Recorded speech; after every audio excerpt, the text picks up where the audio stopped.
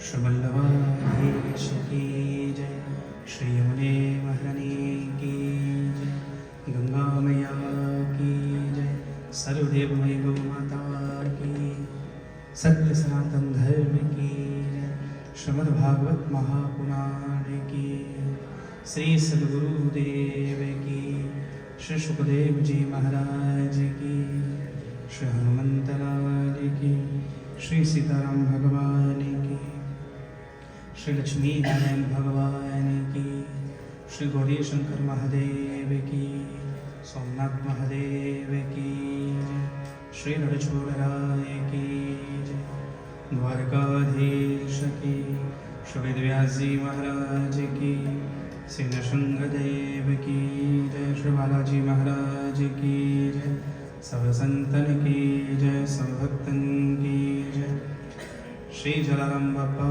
की जय, श्री बाबा बालकनाथ की, समस्त ब्राह्मणों की जय, 84 कोस ब्रजमंडल की जय, पवित्र श्रावण मास की जय, श्रीमद्भागवत महोत्सव की जय। जय श्री राधे, जय जय श्री राधे, जय जय श्री राधे।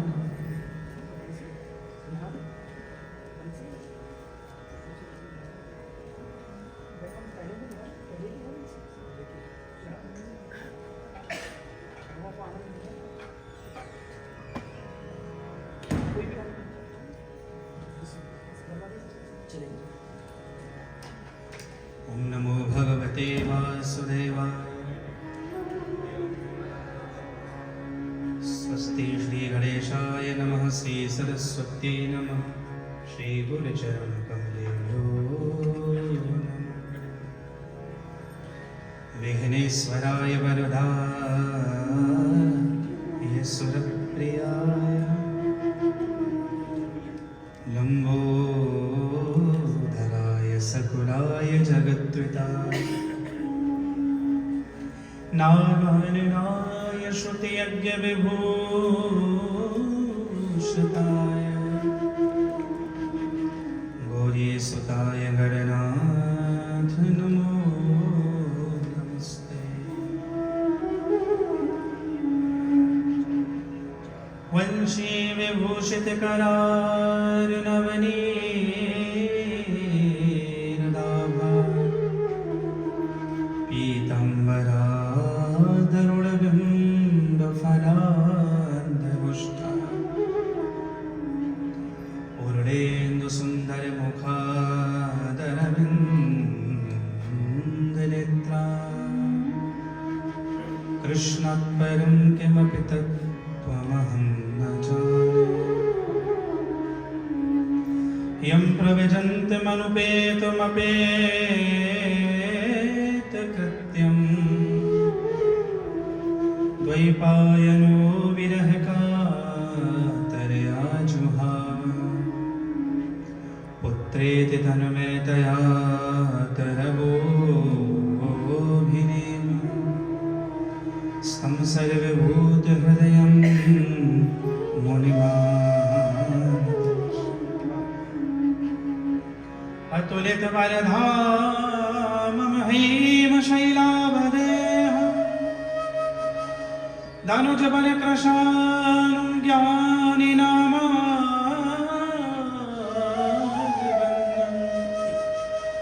सकलगुणनिधानं वानराणामधीशं, रघुपतिप्रियभक्तं वातजातं नमामि।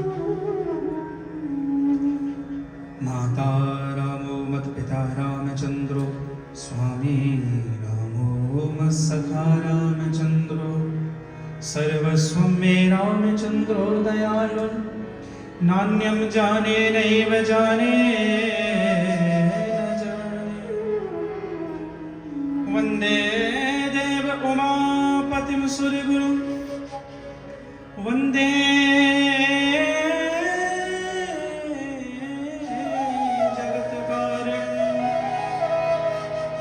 वन्दे पन्नगभूषणं मृगधरं,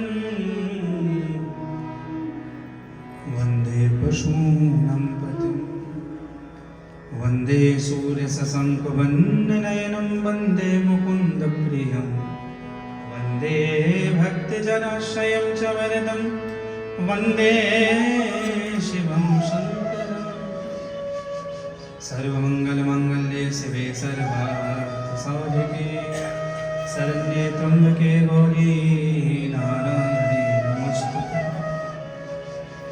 नारायणं नमस्कृत्य नरं चैव नरोत्तमं देवीं सरस्वतीं व्यासं ततो जयमुदीरये नमो गोभ्यः श्रीमतीभ्यः सौरभे भूयेव च नमो ब्रह्मसुताभ्यश्च पवित्राभ्यो नमो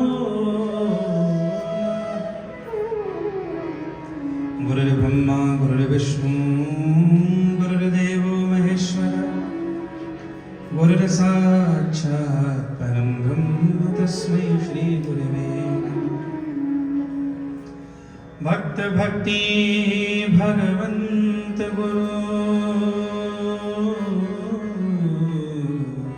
चतुर्नाम एक इनके पद वंदन किए नाशत विघ्न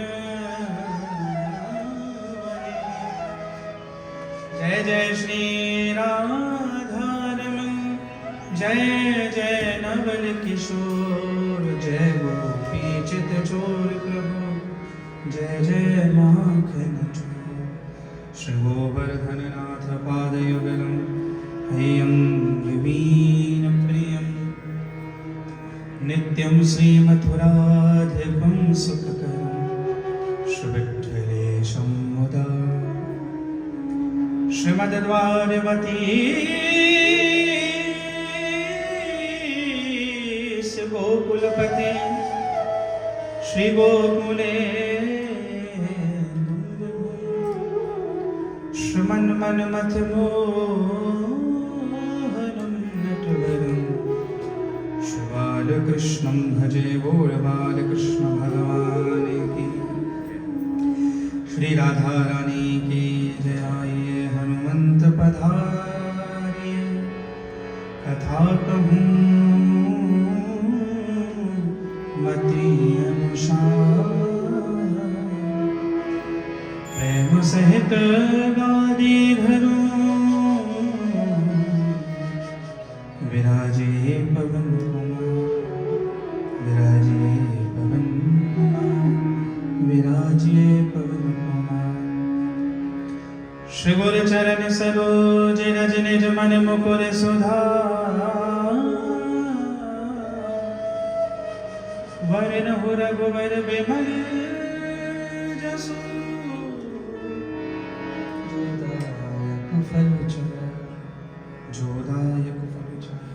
जोदायक फल चार बोलिए श्री हनुमान जी महाराज की श्री सद्गुरुदेव के भाव के साथ कीर्तन करें श्री राधे गोविंद भज मन श्री राधे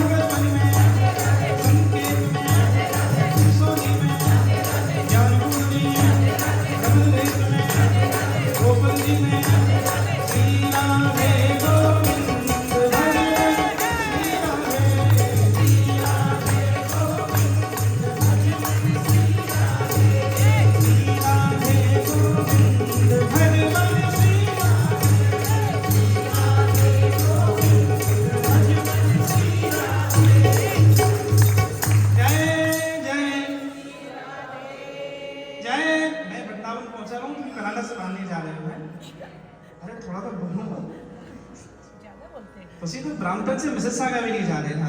जय जय जय जय कृष्ण कन्हैया वृंदावन बिहारी लाल की। अब आई भक्तों की सी आवाज, हरिशरणम हरिशरणम हरिशरणम। परम कृपालु भक्तवत्सल भक्तवंश कल्पतरु अनंत कोटि ब्रह्मांड नायक अनंत आनंद रस मूर्ति अखिल रसामृत सिंधु भगवान श्री गोवर्धन नाथ प्रभु के युगल चरणारविंद में बारंबार प्रणाम करते हुए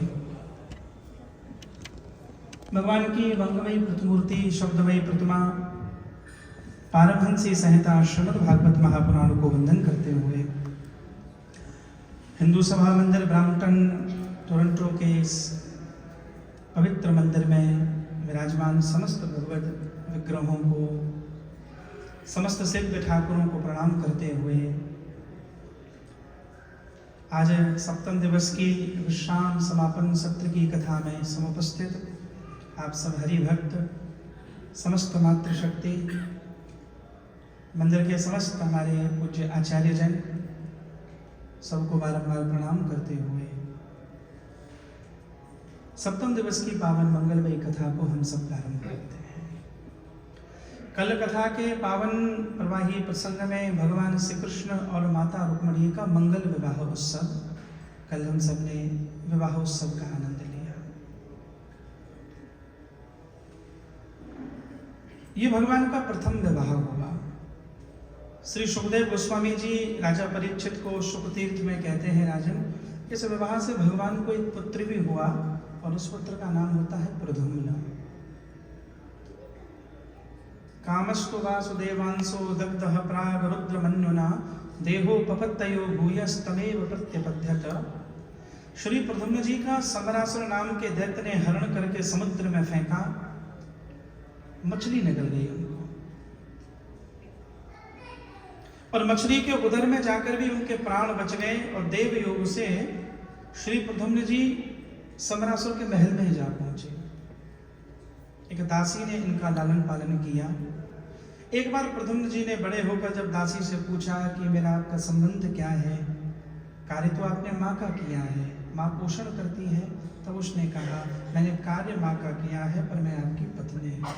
आप कामदेव हैं और मैं रति हूँ, वह कामदेव जिसको शंकर जी ने भस्म कर दिया था। फिर समरासुर का उद्धार करके वध करके प्रद्युम्न जी अपनी पत्नी के समेत द्वारिका में पधारे। श्री रुक्मिणी जी बहुत समय तक अपने पुत्र को खोजती रही, लेकिन जब पुत्र मिल गया तब उनको बड़ा आनंद हुआ। द्वारिका में खूब उत्सव हुआ है। फिर एक विवाह भगवान का सत्यभामा जी के साथ है। सत्राजितः किम करोद ब्रह्मन् कृष्णस्य किल विषम शमन्तकः कुतस्तस्य कस्माद् दत्ता सुता हरे। इस विवाह में भगवान को दोष लगा, थोड़ा सा भगवान को अपयश लगा, भगवान को अपकीर्ति मिली है।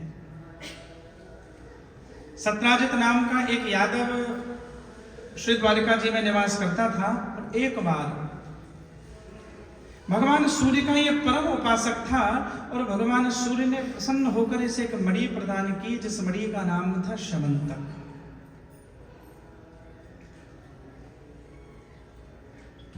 वो मणि प्रकाश करती थी और वह मणि अपने आश्रित को स्वर्ण भी देती थी। भगवान की सभा में जब एक बार मिलने के लिए सत्राजित आया तो भगवान ने सत्राजित को ऐसे ही कह दिया था कि ज्यादा अर्थ होने से भी अनर्थ होते हैं, बहुधा अर्थ अनर्थ का कारण बन जाता है। यह बिल्कुल सत्य है कि हिंदी साहित्यकारों ने लिखा है कि गरीबी अभिशाप होती है, लेकिन संस्कृत के विद्वानों ने यह भी लिखा कि गरीबी तो अभिशाप होती ही है, अमीरी भी बहुत बड़ा अभिशाप होती है। ये बिल्कुल ठीक है, धन के बिना बहुत कार्य नहीं होते। आज ये मंदिर चल रहे हैं, पुण्य प्रकल्प चल रहे हैं, ये कथाएं हो रही हैं, भगवत भागवती वार्ताएं हो रही हैं, इनमें अर्थ तो लगता ही है, लेकिन सन्मति मिले, गुरु आश्रय मिले तो अर्थ भगवान से जोड़ देता है। नहीं, बहुधा देखा गया है अर्थ के कारण बहुत लोगों का पतन होता है, अर्थ पतन का कारण बन जाता है। दुनिया में बड़ी संपत्तियों के ऊपर बड़े बड़े विवाद हुए हैं। अब शास्त्र में यह भी लिखा है कि अर्थ में 14 प्रकार के दोष हैं, धन में 14 दोष भी बताए हैं। उद्विग्नता है, भय है, विषाद है, चिंता है, आसक्ति है। पहले कमाने की टेंशन और कमा लो फिर कोई ले ना जाए, फिर कितनी कितनी एजेंसियों से बचाओ उसे, वो चिंताएं। और कई बार एक बात यह भी होती है कि धन कमाना किसी किसी के प्रारब्ध में लिखा होता है, लेकिन धन का भोग भी प्रारब्ध में हो ये जरूरी नहीं है। ये दोनों अलग अलग बातें हैं। कई लोगों के जीवन में धन होता है लेकिन धन का उपयोग नहीं लिखा होता। कुछ लोग धन कमाते भोग नहीं पाते, भोगने के लिए एक निठल्ली पीढ़ी बाद में पैदा होती है। वो कहते हैं बापू तुम कमाओ हम भोगेंगे। हाँ, भोगने वाली पीढ़ी दूसरी पैदा होती है।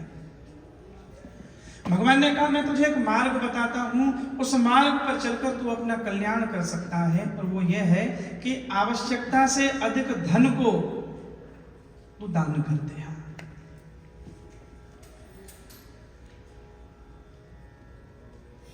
लंका अनीति की नींव पर खड़ी थी, तो लंका की गति क्या थी सबको पता है, लंका जल गई थी। द्वारिका नीति की नींव पर थी, नीति की नींव पर भी खड़ी होने के बाद द्वारिका डूब गई थी। अंतोगत्वा फिर धन की गति यही है। शास्त्र ने 3 गति धन की कही है, एक है दान, एक है भोग, एक नाश है। दान वह है आदमी अपने लिए भी खर्च करे फिर ईश्वर ने दे। यद्यपि हमारे यहाँ शास्त्र में धन के 5 हिस्से करने चाहिए, ऐसी शास्त्र की आज्ञा है। धन के 5 भाग करें, जो कमाए। धर्माय यशसेर्थाय कामाय स्वजनाय च पंचदा विभजन मित्र मिहामुत्र च मोदते। धन के 5 हिस्से। पहला, बोले धन का एक हिस्सा हमें धर्म के लिए निकालना चाहिए, परोपकार के लिए, परमार्थ के लिए। और ये एक ऐसा इन्वेस्टमेंट है जिसका तुरंत फल नहीं मिलता, पर मिलता जरूर है। यहाँ की बीमा पॉलिसियों का मिले ना मिले भगवान जाने, मिलता ही होगा, पर पुण्य पॉलिसी में जो इन्वेस्टमेंट करते हैं उनको जरूर मिलता है। उन्हें भी मिलेगा, उनकी संततियों को भी मिलेगा। धर्म अपनी संपत्ति का एक हिस्सा धर्म के लिए निकालना चाहिए। हमारे जो पूर्वज थे, हमारे जो बड़े लोग थे, वो कमाई का 10वां हिस्सा निकाला करते थे। वो धर्मादय का एक खाता होता था, वो रखते थे। एक हिस्सा धर्म के लिए निकाले, एक यश के लिए निकाले। धर्माय यशसेर्थाय, एक अर्थ वृद्धि के लिए, एक कामाय स्वजनाय च, एक हिस्सा ईश्वर ने शरीर दिया, अब यहां पर आए, दोबारा आए ना आए तो आनंद से जियो महाराज, पर सही तरीके से जियो। हमारे यहाँ एक ऋषि हुए, उनका एक सिद्धांत बड़ा अलग हुआ। यावत जीवेत, एक संस्कृत का सूत्र है, यावत जीवेत सुखम जीवेत ऋणम कृत्वा घृतम पीवेत। और जब तक जियो सुख से जियो, घी पीकर जियो, और उस घी के लिए ऋण लेना पड़े तो भी ले लो। हाँ, मरने के बाद कौन वापस करने वाला है? ऋणम कृत्वा घृतम पीवेत। अगर ब्याज पे भी पैसा लेके हमारा खाना पीना पड़े तो खाओ। ऋणम कृत्वा, कौन, किसने देखा है कौन लौटाएगा बाद में? लेकिन नहीं, चार्वाक ऋषि का ये सिद्धांत है, यावत जीवेत सुखम जीवेत ऋणम कृत्वा घृतम पीवेत। फिर बाद में भगवान शंकराचार्य कहते हैं नहीं, ऋणम कृत्वा घृतम पीवेत, ये मत सोचो कि मरने के बाद किसने देखा है, प्रारब्ध भोगना पड़ेगा, पुनरागमनम, या फिर दोबारा आओगे तुम। ये न फर्स्ट टाइम हो ना लास्ट टाइम हो, बहुनी में व्यतीतानी जन्मानी तब चार्जनो, यहाँ आओगे, कुछ भी ऐसा करोगे तो प्रारब्ध बनेगा। भगवान शंकराचार्य कहते हैं घी पियो पर अपने पैसों से पियो। यावत जीवेत सुखम जीवेत, शरीर का सुख जो भी भोगना है, जो भी ईश्वर ने जीवन दिया, स्वयं से। धन की एक गति है दान, एक गति है भोग। जो स्वयं के ऊपर भी खर्च नहीं करते, जो स्वयं दान भी नहीं करते, उनकी तीसरी गति क्या है? बोले उनका रखा रखा धन नाश हो जाता है, रखा रखा नष्ट होता है। भगवान ने सत्राजित को समझाया कि सत्राजित, अति अर्थ का होना ठीक नहीं है। सत्राजित ने भगवान को मणि नहीं दी, मना कर दिया। कृष्ण कुछ भी हो जाए, मैं मणि तुम्हें नहीं दे सकता। तपस्या मैंने की, मणि तो मैं दे दूं। और ये भी भगवान को कह दिया कि ये बातें मुझे बलराम जी ने कही होती तो शायद मैं मान भी लेता, तुम्हारी बातों का भरोसा नहीं होता। तुम तो बचपन से जानता हूं, हर दूसरे व्यक्ति की चीज को देखकर तुम्हारा मन बहल जाता है, मांग लेते हो। बचपन में तो छीन लेते थे, चोरी कर लेते थे, मैं तुम्हें नहीं दे सकता। भगवान ने कहा सत्राजित, मेरा काम था तुम्हें सत्य का दर्शन करना। अब यहाँ एक सिद्धांत बड़ा लागू होता है। वो श्री महाभारत जी में भगवान वेदव्यास ने पाप और पुण्य की व्याख्या करते समय एक बड़ी अद्भुत व्याख्या कही है। सामान्यतः हम लोग ये सोचते हैं कि स्वयं शरीर से पाप करना ही पाप माना जाता है, स्वयं किसी पाप में इन्वॉल्व है, लेकिन नहीं, उन्होंने एक अलग सूत्र कहा है।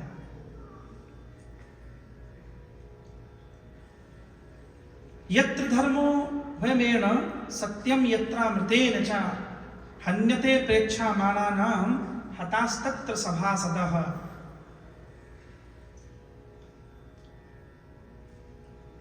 स्वयं शरीर से पाप न करना ही पुण्य का परिचायक नहीं है, या स्वयं शरीर से पाप करना ही पाप का परिचायक नहीं है, अपितु वह पाप धर्माद येत यत कर्म यद्यपि शान महाफलम न तत्सेवत मेधावी न तद्दिम हुच्यते।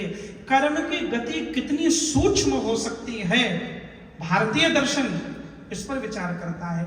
पश्चिम का जितना दर्शन है वो शरीर के स्तर पर काम करता है, भारतीय दर्शन ने मन के स्तर पर काम किया है।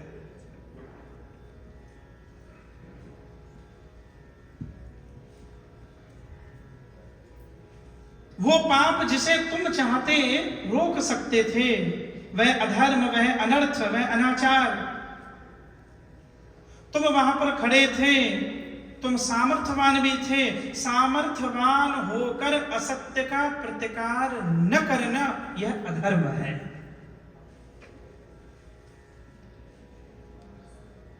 स्वयं पाप में लिप्त होना ही अधर्म नहीं है, सामर्थ्यवान होने के बाद, सत्य को जानने के बाद असत्य का प्रतिकार न करना यह भी अधर्म है। ये भगवान वेद व्यास ने महाभारत जी में लिखा है। इसलिए महाभारत में एक जगह वह कहते हैं सावधान होकर जियो। जैसे चलते चलते हम सावधान होकर तो चल रहे हैं, पैर स्लिप ना हो जाए, किसी जगह पर पैर ना पड़ जाए, सीढ़ी से गिर ना जाए, तो ये शरीर को गिरने से बचाने के लिए सावधान होकर चल रहे हैं। लेकिन वह कह रहे हैं मन के स्तर पर कोई सावधानी नहीं है। कोई ऐसा पाप हम चाहते रोक सकते थे। अब इन दो शब्दों ने समाज का बड़ा नुकसान किया है। पहला, मुझे क्या मतलब, मुझे क्या मतलब, मैं क्यों चक्कर में पड़ूं। लेकिन नहीं, कोई हमसे कभी मार्गदर्शन मांगे, कभी कोई सलाह मांगे, तो केवल सत्य का ही दर्शन कराना चाहिए। कई बार किसी विचार से किसी का संसार बदल जाता है, किसी विचार से पाप कर्म में जाते व्यक्ति की बुद्धि रुक जाती है। इसलिए मुख से विचार श्रेष्ठ ही देना चाहिए। अगर किसी पाप में हमारी तनुजा इन्वॉल्वमेंट नहीं है तो मानसिक रहेगी, विचार से रहेगी। अब फिर भगवान वेदव्यास एक जगह कह रहे हैं मानसम सर्वभूतानां धर्ममाहुर मनीषण तस्मात् सर्वेषु भूतेषु मनसा शिवमाचरेत्। न शरीर से अधर्म बने, न वाणी से बने, न मन से बने। मानसम सर्वभूतानां, इसलिए हमारे यहां है तन्मे मनः शिव संकल्प मस्तु। आदमी ने अपने हिसाब से चीजें व्यवस्थित कर ली, ये भगवान वेद व्यास ने कहा। श्री कृष्ण ने कहा कि सत्राजित, मैं तुझे सत्य का दर्शन करा रहा था। इसलिए मुझे महाभारत की बात बड़ी अलग लगती है। जब भगवान दुर्योधन को मनाने के लिए गए शांति दूत बनकर, और एक मीटिंग उनके साथ होने वाली थी, यद्यपि सबने मना किया, अर्जुन इस बात पर बहुत नाराज था कि राज्य मिले ना मिले, घर मिले, परिवार मिले ना मिले, कुछ भी मिले, जंगल में रह लेंगे, पर ये डिसरिस्पेक्ट नहीं होने दूंगा कि आप द्वारिका के राजा होने के बाद दूत बनकर जाओगे। भगवान ने कहा कि अर्जुन मुझे जाने दे, मेरा मन है। भगवान जब दूत बनकर गए दुर्योधन के यहाँ, तब मार्ग में किसी ने भगवान को पूछ लिया और भगवान को कहा कि क्या तुम्हारे मनाने से दुर्योधन मान जाएगा। बस इतना पूछा था। यह द्वारकाधीश की गति है। फिर वो कहते हैं कि मुझे पक्का भरोसा है मेरे मनाने से भी दुर्योधन नहीं मानेगा। मुझे पक्का भरोसा है, मैं जानता हूं दुर्योधन को नहीं मानेगा। तो बोले फिर जा क्यों रहे हो। भगवान ने कहा मैं दुर्योधन को अब मनाने नहीं जा रहा, अब तो मैं केवल इसलिए जा रहा हूं कि इतना बड़ा युद्ध होगा, इतने लोग मरेंगे, इतना रक्त बहेगा, उस रक्त बहने का जो अपराध होगा, जो पाप होगा, अब मैं उस ऋण से उऋण होना चाहता हूं। आने वाला समय, आने वाला इतिहास, आने वाला समाज ये ना कह दे कि कृष्ण चाहते तो युद्ध रोक सकते थे, मेरे ऊपर आरोप ना लग जाए। यद्यपि ये आरोप फिर भी लगा था उनके ऊपर। यह आरोप किसने लगाया? गांधारी ने। यहां जिस समय युद्ध समाप्त हो गया और घोषणा हो गई, लेकिन कुरुक्षेत्र के मैदान में युद्ध का कोई आनंदोल्लास नहीं था, विजयोल्लास नहीं है। जैसे विजय होती है, कैसे विजय मनाएं, रक्त रंजित भूमि हो गई है। कितने सुंदर, इधर गुरु का शब्द पड़ा है, इधर दादा का पड़ा है, कोई मामा, कोई फूफा, कोई चाचा। और ऐसा कहते हैं जब तर्पण करने के लिए गंगा जी के तट पे पहुंचे, असंख्य विधवा स्त्रियां वैधव्य, बड़ा करुण क्रंदन हुआ। उस समय गांधारी वहां पर आई है, बड़ी रोई है। और भगवान जब समझाने लगे गांधारी को, तब गांधारी ने कहा, कृष्ण मुझे उपदेश मत दो, तुम चाहते तो इस युद्ध को रोक सकते थे। फिर भी भगवान के ऊपर आरोप लगा। भगवान ने गांधारी को कहा कि मां मैंने खूब कोशिश की, उसने कहा नहीं तुम रोक सकते थे, और कृष्ण मैं तुम्हें अब श्राप देने जा रही हूं। और गांधारी ने द्वारकाधीश को श्राप दिया है, जैसे मैं मेरी आंखों के सामने मेरे पुत्रों को मरते देख रही हूं, मेरे परिवार की स्त्रियां बिलख रही हैं, यह दृश्य तुमको भी देखना पड़ेगा। तुम्हारे ही सामने तुम्हारे भी परिवार के लोग मरेंगे एक दिन। और जैसे मैं कुछ नहीं कर पाई, आज तुम कुछ ना कर पाए, तुम कुछ नहीं कर पाओगे, तुम्हारे परिवार के लोग मरेंगे। और गांधारी का श्राप भगवान को लगा। अंतिम समय में भगवान के बच्चे, भगवान का परिवार प्रभास क्षेत्र में लड़ लड़ के मरा है, कृष्ण कुछ ना कर पाए, फिर भी भगवान को श्राप लगा।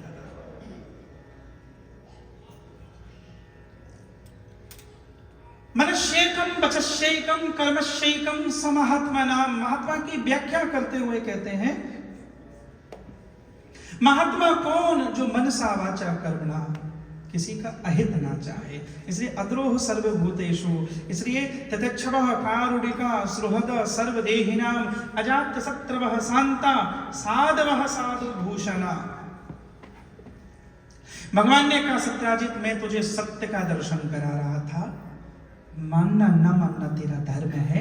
सत्य का दर्शन कराने से मैं इस ऋण से पूर्ण हो गया। कहानी ऐसी थी कि सत्याजित का भाई उस मणि को अपने सर से बांधकर शिकार करने गया, और उस रात्रि में शेर ने सत्याजित के भाई को मार दिया। जामवंत नाम के रीछ ने सिंह को मार दिया।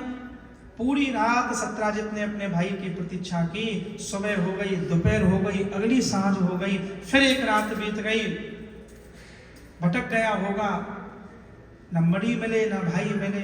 जब एक दो दिन हो गए, फिर सत्याजित का हृदय घबराया, तरह तरह के अपशकुन विचार आने लगे। फिर उसने न रहा गया, तो उस रात्रि में फिर अपनी पत्नी को कहा कि मेरे मन में एक बात है, एक भय है, एक शंका है।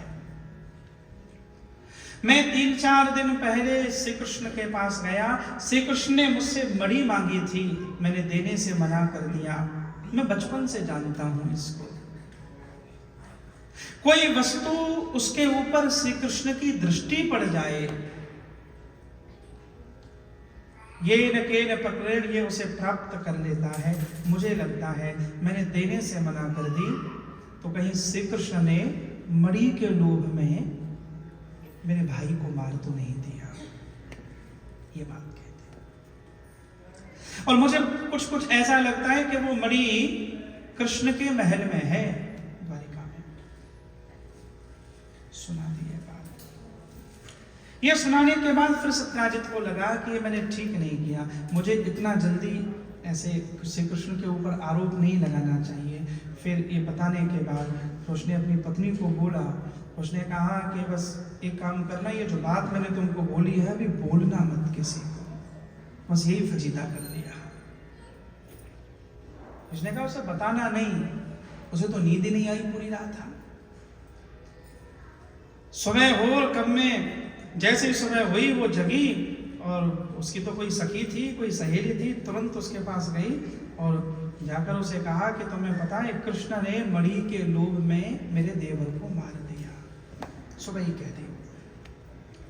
और ये बात अपनी फ्रेंड को, सखी सहेली को बताने के बाद फिर उसकी पत्नी ने कहा कि एक काम करना, मैं तुम्ही को बता रही हूँ, तुम कहना मत किसी को। वो कौन सी कम थी? अब महाराज उससे तो दोपहर भारी पड़ गई। वो किसी अपनी सखी सहेली के पास गई और जाकर कहा कि तुम्हें कुछ पता है, कृष्ण ने मणि के लोभ में सत्याजित के भाई को मार दिया, और एक काम करना, बताना नहीं किसी को, मैं तुम्हें को बता रही। ये बड़ी पवित्रता है माताओं के यहाँ। पचती नहीं है इनको कोई बात। दुनिया भर के पति टेंशन में रहते हैं, घर की बात जाती कैसे है बाहर, कौन कहता है महाराज, कह देती है। अच्छा ये आपका कसूर नहीं है, पता है आपको श्राप लगा है एक, आपको खबर है? युधिष्ठिर ने माता कुंती को निमित्त बनाकर संपूर्ण स्त्री जाति को एक श्राप दे दिया। जब महाभारत का युद्ध निश्चित हो रहा है, फिर माता कुंती ने इस रहस्य को उद्घाटित किया, पांडवों को भी बताया है, कर्ण के पास भी गई है, और जब युधिष्ठिर को यह बताया कि कर्ण तुम्हारा बड़ा भाई है, मैं अविवाहित थी, मैं कुंवारी थी, और दुर्वासा ऋषि के उस मंत्र जाप के प्रयोग के फलस्वरूप मुझे सूर्य पुत्र यह प्राप्त हो गया, लेकिन मैंने इसको बहा दिया था। ये तुम्हारा भाई है, तुम लड़ना मत, ये तुम्हारी तरफ लड़ेगा, जो भी बातें। तब युधिष्ठिर को बड़ा फिर आश्चर्य हुआ, और युधिष्ठिर ने कहा मैं समझ नहीं पाया, इतना बड़ा रहस्य तुमने छिपा कैसे लिया इतने वर्षों तक, कि मैं और कर्ण भाई भाई हैं, हम 5 नहीं हम 6 भाई हैं, और तुम इसको पेट में रखे नहीं, मुझे आश्चर्य है। कुंती ने कहा जो हुआ सो हुआ। तब युधिष्ठिर ने कहा आज से मैं संपूर्ण स्त्री जाति को श्राप देता हूं कि कोई बात तुम्हारे पेट में पचेगी नहीं। आप साफ ठीक है नहीं सही? तो इसलिए वो कह देती है, ऐसा होता है महाराज। अब एक बात ये बड़ी अच्छी भी है, ये गुण भी है, स्त्रियां बहुत बातों को रखती नहीं है, वो कह देती हैं तो अटैक से कम मरती हैं। आप दुनिया में देखेंगे पुरुष ज्यादा अटैक से मरते हैं। ये अपनी भावनाओं को, संवेदनाओं को, अब 2 गुण अच्छे हैं स्त्रियों के भीतर, एक तो कह देती है, रो लेती है, रोना भी गुण है, रोने से भी देह हल्का हो जाता है। आदमी की तो दिक्कत है वो रो भी नहीं सकता, आदमी रोए तो लोग कहेंगे कैसे रो रहा है देखो, तो वो भीतर ही भीतर महाराज भरा रहता है, भीतर ही भीतर चलता रहता है। स्त्रियों की अच्छी बात है, कह देती है, लास्ट में कह देती है मुझे पता भी नहीं मैं तो क्या कह रही थी। ये इनकी और विशेषता है। मैंने आपको एक बात बताई थी कि अब सेब खाने वाली नहीं बताई ना, सेब माने एप्पल वाली बात मुझे एक ध्यान आया। एक राजा ने, ऐसे राजा के मन में आई कि एक बार मैं देखूं कि मेरे राज्य में कितने घर ऐसे हैं जिसमें पति की चलती है और किस घर में पत्नी की चलती है। तो राजा ने ऐसा किया, एक चौराहे पर सेब रख दिए, 1000-2000 सेब रख दिए, और कहा कि जिसके घर में पत्नी की चलती हो वो चुप आए, वो सेब उठाकर ले जाए और मैं ऊपर झरोके से देखता रहूंगा। सेब उठाए और खाए, सेब खाने मात्र से समझ जाऊंगा कि इसकी नहीं चलती घर में।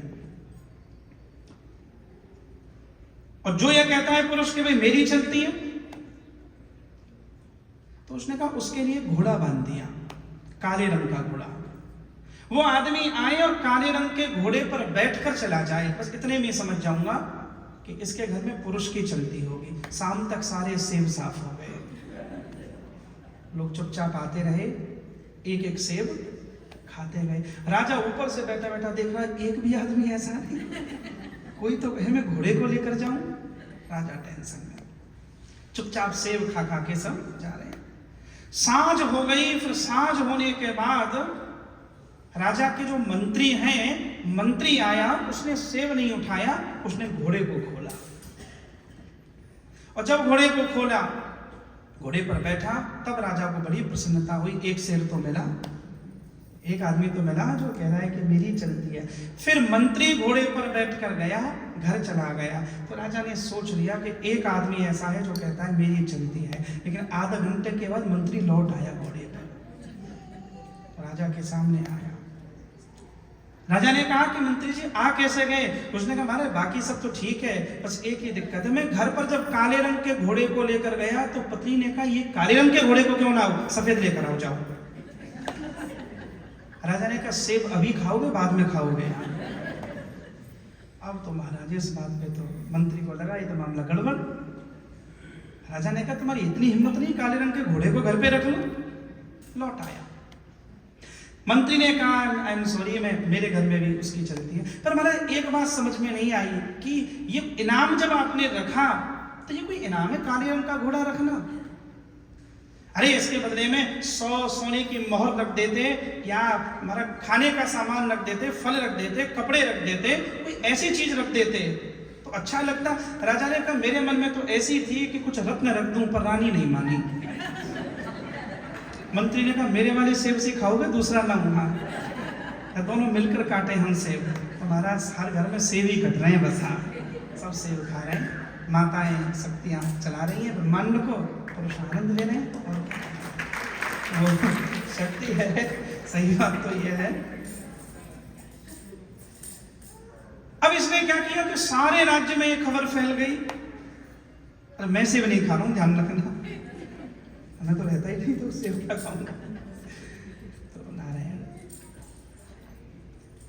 पूरे राज्य में यह बात फैल गई कि श्री कृष्ण ने मणि के लोभ में सत्राजित के भाई को मार दिया। अब भगवान को अपयश मिला है, अपकीर्ति मिली। अब कभी कभी ऐसा लगता है श्री कृष्ण जैसे पवित्र चरित्र को भी नहीं छोड़ा है। माता सीता जैसे पवित्र चरित्र के ऊपर भी उंगलियां उठाई गई। इसलिए एक बात निश्चिंत हो जाना, एक बात से बिल्कुल मुक्त हो जाना, और वह बात यह है कि संसार हमारी प्रशंसा करे ये कभी नहीं हो सकता। किसी की हो रही हो तो अच्छी बात है, संसार कभी प्रशंसा नहीं करता। बहुत से आदमियों को इस बात से बड़ी टेंशन रहती है, चिंतित रहते हैं कि इतना करने के बाद भी कोई अप्रिसिएशन नहीं है, ना घर में ना परिवार में। हम खूब करते हैं, कोई कुछ धन्यवाद तक नहीं देता, कोई किसी को धन्यवाद नहीं देता। यहाँ आदमी अच्छा था ये सुनने के लिए मरना पड़ता है, बिना मरे ये शब्द सुनाई नहीं पड़ता, जीते जी कोई नहीं कहता। और बहुत समय पहले किसी ने एक बात, किसी पश्चिम के विचारक ने कहा था कि हमारे यहाँ समाज की विडंबना है कि हमारे यहाँ लोग इकट्ठे होते हैं तो जीते जी आदमी के संग इकट्ठे नहीं होते, जब आदमी मर जाता है तब 4 आदमी इकट्ठे होते हैं। समूह तो देखो तब आता है। चाणक्य ने कहीं एक सूत्र लिखा कि कस्य दोषः कुले नास्ति व्याधिना को न पीड़ितः व्यसनम केन न प्राप्तम कस्य सौख्य निरंतरम। इस दुनिया में कौन ऐसा है जिसे दोष नहीं लगता, जिसे अपयश नहीं मिलता, जिसे अपकीर्ति नहीं मिलती। यहाँ सबको दोष मिलते हैं। भगवान कृष्ण की भी निंदा हुई है। इसलिए श्रीमद् भगवद गीता के 2-3 श्लोक बड़े मूल्यवान हैं, इनका निरंतर अभ्यास करना, जिसको भगवान कहते हैं अभ्यासेन्तु मनः कौन्तेय, you have to make practice. भगवान गीता में बार-बार अर्जुन को कहते हैं, अर्जुन तुल्य निंदा स्तुतिर्मौनी संतुष्टो येन केनचित् अनकेतः स्थिरमतिर् भक्तिमान में प्रियो नरः योगस्थः कुरु कर्माणि संगम त्यक्त्या धनंजयः सिद्धयः सिद्धयो समो भूत्वा समत्वं योग उच्यते समः शत्रौ च मित्रे च तथा मानापमानयो शीतोष्ण सुख दुखेषु समः संग विवर्जितः। भगवत गीता में बहुत अद्भुत भगवान बोले। जो अपनी आत्मा की नजरों में प्रतिष्ठित हो जाता है उसे दूसरों की प्रतिष्ठा की जरूरत नहीं पड़ती है। जो अपनी नजरों में रिस्पेक्टेड हो जाता है उसे दूसरों के रिस्पेक्ट की जरूरत नहीं है। जिसका आनंद, जिसकी प्रसन्नता दूसरों पर टिकी है वो एक बार नहीं, वो दिन में 100 बार कष्ट पाएगा।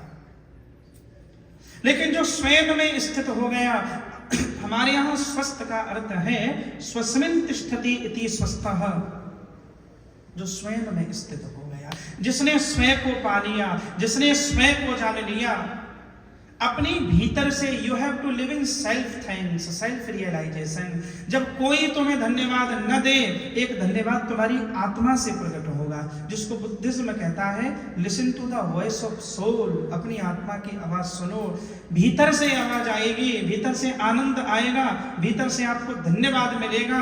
फिर बाहर के धन्यवाद मिल जाए तो अच्छी बात है, न मिले तो भी प्रसन्नता का ह्रास नहीं होना चाहिए।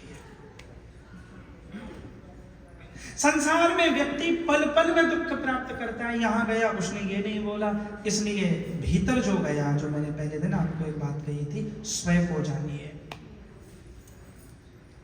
आनंद भी हमारे भीतर है, प्रसन्नता भी भीतर है। सम्मान बाहर नहीं होता, सम्मान भीतर ही होता है। स्वामी जो शब्द है ना, हम महाराज लोगों को स्वामी बोलते हैं। स्वामी का अर्थ क्या है? जिसने स्वयं को पा लिया वो स्वामी है, जिसने अपने आप को पाया, जिसने स्वयं का निग्रह कर लिया, जिसने स्वयं का कंट्रोल कर लिया, जिसकी इंद्रियां अनुशासित हो गई, जो भीतर ही भीतर आनंद में रहता है, उसे हानि होने पर भी फर्क नहीं पड़ रहा, लाभ होने पर भी फर्क नहीं पड़ रहा। अब ये कहेंगे महाराज ये कैसे हो सकता है? फिर भगवान कहते हैं अर्जुन, अभ्यासेन तु मनः कौन्ते, निरंतर अभ्यास से मन उस परम स्थिति में पहुंच जाता है। फिर भगवान को अकेश लगा, अब कीर्ति मिली। ठाकुर जी गए फिर ढूंढने के लिए, और जंगल में जाकर सत्याजित के भाई का शव मिला है। भगवान ने भादों के महीने में शुक्ल पक्ष की चौथ के चंद्रमा को देखा। गणेश जी ने चंद्र को श्राप दिया है, चंद्रमा देवता को। आज के दिन जो देखेगा उसे अपयश मिल जाएगा। भगवान मणि को खोजते खोजते जामवंत ऋषि के पास पहुंचे, जामवंत रीछ के पास पहुंचे। फिर जामवंत भगवान का युद्ध हुआ। कई दिन के बाद, 27 दिन के बाद, फिर जामवंत ने चरणों में समर्पण किया और भगवान को कहा तुम हो कौन? भगवान ने कहा 27 दिन के बाद टाइम मिला तुझे? इतना लड़के कह रहा है कि कौन हूं? तब जामवंत कहता है मैंने मेरे जीवन में बड़े युद्ध किए, तुम्हारे जैसा योद्धा नहीं देखा। मुझे लगता है यस्येष दुत कलितरोष कटाक्ष मुच्छै वर्तमादिशुभि तन कृत मंगलोवधि सेतु कृतः स्वयस उज्ज्वलिता च अलंकार चहस्रांस भुवपे तुलसाक्षता। रावण का मान मर्दन करने वाले, विभीषण को शरणागति देने वाले, समुद्र पर सेतु बनाने वाले मेरे रघुनाथ हैं, तो रघुनाथ रूप में दर्शन दें। फिर भगवान ने रघुनाथ रूप में दर्शन दिए। फिर भगवान को उसने मणि सौंपी और अपनी पुत्री जामवंती जी का विवाह भगवान के साथ किया। भगवान का जामवंती जी से विवाह हुआ। अब देखो भगवान 27 दिनों तक गुफा में थे। भगवान किसको लेके गए थे लड़ने? उद्धव जी को। उद्धव जी को भगवान ने कहा था सत्यकी जी को कि दरवाजे पर ही रहना, गुफा पे मैं आऊंगा लौट के। बड़ी लंबी गुफा, 27 दिन तक ये बेचारे भूखे प्यासे बैठे हैं, परेशान हैं। 27 दिन के बाद भगवान निकले तो महाराज एक राजकुमारी को लेके निकले। उद्धव सात्यकी के तो जान में जान आई, चलो आ तो गए श्रीमान जी। मणि मिल गई, बोले मणि मिल गई। उद्धव जी ने कहा ये कौन है? भगवान ने कहा भाभी है तुम्हारी। उद्धव जी ने कहा धन्य हो तुम, हमारे प्राण सूखे जा रहे हैं यहाँ पे। वहां श्रीमान जी का स्वयंवर हो रहा है भीतर। इनसे विवाह कब हुआ? भगवान बोले तुम यार चलो द्वारका, पहले वहां शांति से बताऊंगा। फिर भगवान ने पूरी कथा बताई तो जामवंती जी से विवाह हुआ। फिर भगवान ने वह मणि लाकर सत्याजित यादव को सौंप दी। तब सत्याजित को भी ग्लानि हुई, ये मैंने क्या किया। भगवान से क्षमा मांगी और कल तक जो भगवान की निंदा कर रहे थे अब सब प्रशंसा करने लगे भगवान की। ये ऐसा ही है जगत का मामला, ये कब निंदा करे कब प्रशंसा कर जाए। हनुमान जी जब लंका में गए ना, और लंका में जब उनकी पूंछ में आग लगाने की तैयारी हुई तो लंका का एक भी घर ऐसा नहीं था जिसके घर से रुई घी तेल ना आया। हनुमान जी ने भी पूंछ बड़ी कर ली, इतनी बड़ी पूंछ कर ली कि जो लोग हनुमान जी की पूंछ तक आ नहीं पा रहे थे, हनुमान जी की पूंछ उनके घर तक पहुंच गई। घरों के आगे से पूंछ जा रही है, सब उसमें महाराज तेल डाल रहे हैं और छेद रहे हैं हनुमान जी को। हनुमान जी ने कहा बेटा सबको प्रसाद दूंगा मैं बाद में। खूब हनुमान जी को छेड़ा, परेशान किया। फिर हनुमान जी ने जब लंका जला दी तो वही लोग क्या कहने, हम जो कहा ये कपि नहीं हुई, बानर रूप धरे सुर कोई। हम तो पहले ही कह रहे थे ये कोई देवता है, लोग कब पलट जाएं। फिर भगवान को फिर दोबारा से प्रतिष्ठा मिल गई। लेकिन सत्याजित बहुत ग्लानि में गया है और सत्याजित ने भगवान से क्षमा मांगी है। इस कहानी का एक सार ये भी है कि ब्रह्मांड में सबसे पावरफुल कुछ है तो शब्द है। शब्द कभी खत्म नहीं होता। शब्द महके तो लगाव, शब्द बहके तो घाव। कई बार बाण की जो चिकित्सा है वो हो जाती है, लेकिन बोली से कोई घायल हो जाए, इसलिए शब्द को बहुत सोच समझ कर निकालना चाहिए। स्वर का शस्त्र की तरह प्रयोग नहीं करना चाहिए। भगवान से क्षमा मांगी और अपनी पुत्री सत्यभामा जी का विवाह भगवान के साथ किया। फिर श्री कालिंदी जी के साथ विवाह हुआ। यमुना जी की रूप है कालिंदी जी, मित्रविंदा, नागनजती, लक्ष्मणा, सत्या जी, भद्रा जी, 8 ठाकुर जी की पटनानी हैं। और ठाकुर जी फिर गए भौमासुर के कारागार से 16,100 कन्याओं को बंधन मुक्त किया। जब उन्होंने कहा कि हम परित्यक्त्या उपेक्षिता हैं, कौन हमें स्वीकार करेगा, तब भगवान ने कहा, अब ये पति शब्द का अर्थ केवल हस्बैंड नहीं होता हमारे यहाँ।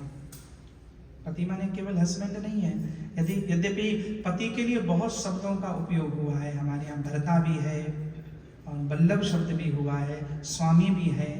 पति का अर्थ होता है पोषण करना, जो पोषण करता है वो पति है।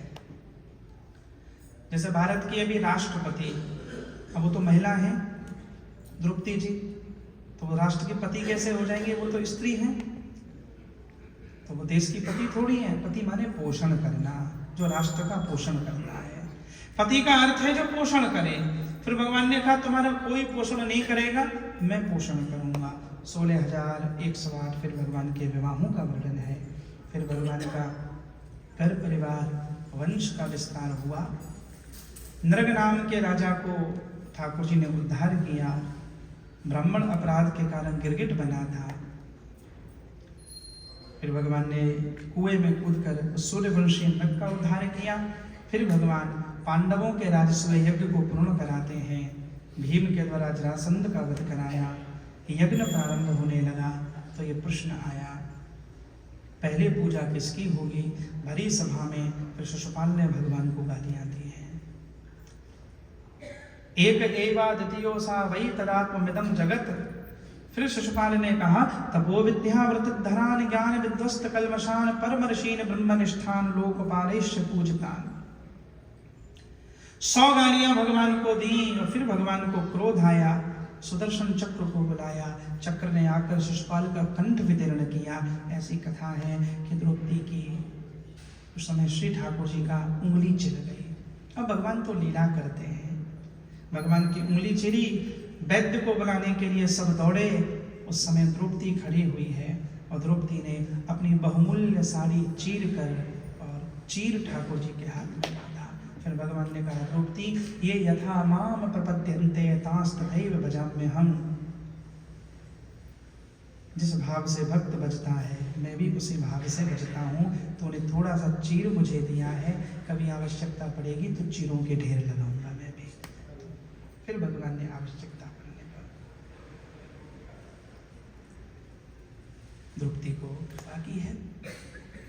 भगवान के द्वार पर पहरा देने वाले जय और विजय तीसरे जन्म में मुक्त हुए शिशुपाल और दंतवक्र के रूप में। भगवान ने जब शिशुपाल को उतारा, वह ज्योति निकलकर ठाकुर जी के चरणों में समाई।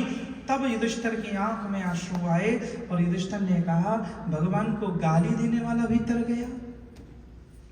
तब भागवत में यह लिखा है, गोप्यः कामात् भयात् कंस द्वेषात् चैत्यादयो नृपा संबंधाद् वृष्णयः स्नेहात् ध्यूयं भक्त्या वयं विभो। भगवान को भजने की पद्धतियां अलग अलग हैं। वृंदावन की गोपिकाओं ने प्रेम भाव से भजा, काम भाव से भजा, कंत भाव से भजा, स्नेह भाव से भजा। यद्यपि आपको एक बात बताऊं, हमारे यहाँ 4 शब्द हैं, स्नेह, प्रेम, श्रद्धा और भक्ति। कितने शब्द रहे? 4। स्नेह, प्रेम, श्रद्धा और भक्ति। हम में से बहुत लोगों को कई बार यह पता नहीं होता है कि किसको कौन सा शब्द बोलना है। हिंदी का अपना माधुर्य है। अब देखो, यहाँ तो चलो पश्चिम में हम लोग हैं, यहाँ तो चाचा को भी अंकल बोल देंगे, मामा को भी अंकल ही बोल रहे हैं, फूफा को भी अंकल ही बोल रहे हैं, बुआ को भी आंटी बोल रहे हैं। इनके पास तो है ही नहीं, हमारे पास देखो कितना प्रोडक्ट है महाराज। ये चाची है, ये मामी है, मौसी है, बुआ है, ये फलानी है, कितना सारा, हर उसके लिए अलग अलग शब्द है। हिंदी में स्नेह किससे किया जाता है? एक जगह हम गए तो एक हमारा बेटा था, बोला गुरुजी मुझे तो बड़ा स्नेह है। अरे मैं क्या स्नेह होता है, उसे पता ही नहीं। स्नेह छोटों से होता है, अपने से छोटा होगा उससे स्नेह होगा। माता पिता स्नेह कर सकते हैं, बड़े व्यक्ति छोटे से स्नेह छोटे से होता है, प्रेम बराबर के लोगों में होता है, समवयस्क में। गुरु से भी प्रेम नहीं। यद्यपि आप कहोगे गुरु से प्रेम क्यों ना करें, नहीं, प्रेम बराबर के लोगों में है। गुरु से होती है श्रद्धा। माता पिता के चरणों में क्या है? श्रद्धा। माता पिता के चरणों में श्रद्धा, क्योंकि इन्होंने हमें जन्म दिया तो हम इनका उपकार नहीं चुका सकते, तो इनके प्रति क्या है? श्रद्धा। प्रेम से परिपूर्ण है, पर क्या है? श्रद्धा। गुरुओं से श्रद्धा, तीर्थ में श्रद्धा, मंदिर में ब्राह्मण जी हैं, अब ब्राह्मण से क्या कहोगे? और पंडित जी को, पंडित जी हम प्रेम करते हैं आपसे, हैं? असी तो प्रेम करिए आपसे पंडित जी तुमसे, तो सी बात। पंडित जी कहेंगे क्या कह रही है? शब्दों का ही है। अब जैसे हमारे भजन गाते हैं ना जैसे एक भगवान कृष्ण हमारे ऐसे, इनके साथ कोई संबंध रख लो, कुछ भी भजन गा लो, लोग गाते हैं बाके बिहारी मेरा यार, ठीक है गा लो भैया। काली कमली वाला मेरा यार है, खूब गा लीजिए। मेरा दिल चुरा कर ले गया काना मुरली वाला, गा सकते हैं। कन्हैया से कोई संबंध रख लो, पिता बना लो, पुत्र बना लो, भाई बना लो। एक माता जी गा रही थी, हनुमान जी मेरा दिल चुरा के, मैंने कहा गधा पड़ेगी कमर पे, हनुमान जी दिल चुराएंगे? क्या रही है भैया, दिल तो एक ही चुराता है कन्हैया, अरे हनुमान जी दिल चुरा के ले जाएंगे? मैंने समझाया, मेरे भैया थोड़ी ये श्रद्धा पूर्वक कहा हुआ, वो आजीवन ब्रह्मचारी है। कन्हैया के साथ महाराज कोई भी संबंध रख लो, पुत्र बना लो, भाई बना लो, पिता बना लो, मित्र बना लो, शत्रु बना लो। लड़ने को कोई नहीं मिल रहा हो तो लड़ लो उनसे। कृष्णम वंदे जगत गुरुम, गुरु बना लो, और ज्यादा ज्ञान भर गया हो भीतर व्हाट्सएप से ले लेके, तो तुम गुरु बन जाओ, कन्हैया को चेला बना लो। आजकल व्हाट्सएप से बड़ा ज्ञान मिल रहा है। सुबह 5 बजे इतनी फूल पत्तियां आती हैं, पूछो मत। मुझे कोई बता रहा था आईटी का भाई, यूरोप में कोई जगह है जहाँ जितना भी व्हाट्सएप पर डाटा ट्रांसफर हो रहा है ना, वो कोई जगह नॉर्वे में है या कहाँ है, आईटी के कोई भाई जानते होंगे, आई क्लाउड पे या कहीं भी सारा डेटा कई किलोमीटर में एक स्पेस में उन्होंने बना रखा है। तब वो कह रहे थे कि सबसे ज्यादा जो डेटा आ रहा है वो भारतीयों का आ रहा है।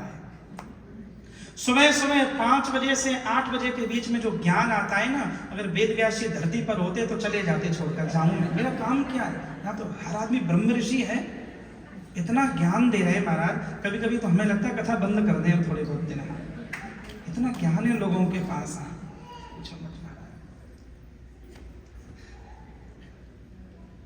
एक अभी मिल गए, पता नहीं कहाँ पे, कृष्णनम की कथा थी, बोले मैं कन्हैया के जन्म की कथा सुनाऊं। मैंने कहा मैं क्या करने आया हूँ यहाँ पे? काका तुम ही सुना दोगे तो मैं क्या करूंगा, मुझे गा लेने दो। सब पे क्या है महाराज, कन्हैया से कोई भी संबंध रखा जा सकता है। अन्यान्य देव की मर्यादा है। मर्यादा पुरुषोत्तम ने तो जनकपुर की गोपियों को भी कंत भाव में उस समय स्वीकृत ना किया। फिर तब भगवान ने कहा मैं सबके प्रेम को पुष्ट करूंगा कृष्ण अवतार में। फिर वह तो लीला अवतार अलग है, प्रेम अवतार, रस अवतार। तो ये जो आपको कोई गुरु मिले, आचार्य मिले, ब्राह्मण मिले, अब ब्राह्मण देवता को कहें कि हमें तो बड़ा प्रेम है आपसे, 2-3 बार लगातार बोलोगे तो पंडित जी टेंशन में आ जाएंगे, भैया कह क्या रही है तुम्हारा। फिर कहें कि पंडित जी हमें बड़ी श्रद्धा है आप में। पंडित जी में, गुरु में, आचार्य में, तीर्थ में, मंत्र में, मंदिर में श्रद्धा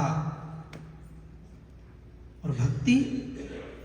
भक्ति परमात्मा में, भक्ति श्री ठाकुर जी में, तो ये शब्द हैं। स्नेह छोटों से रहेगा, प्रेम बराबर के लोगों में रहेगा, श्रद्धा गुरु लोगों में रहेगी। अपने से जो बड़े हैं, आचार्य हैं कोई, उनमें हमारी श्रद्धा है। क्यों?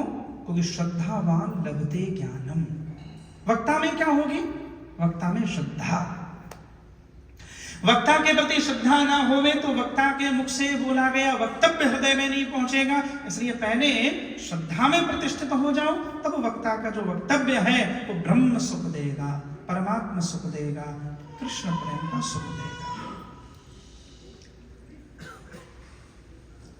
वृंदावन की गोपिकाओं ने प्रेम भाव से, अब वृंदावन की गोपिकाओं ने प्रेम किया, ब्रजवासियों ने सख्य भाव। ब्रजवासियों की सख्य उपासना है, और ये सख्य उपासना ही है। ठाकुर जी को भी कुछ भी उल्टा सीधा बोल आते थे।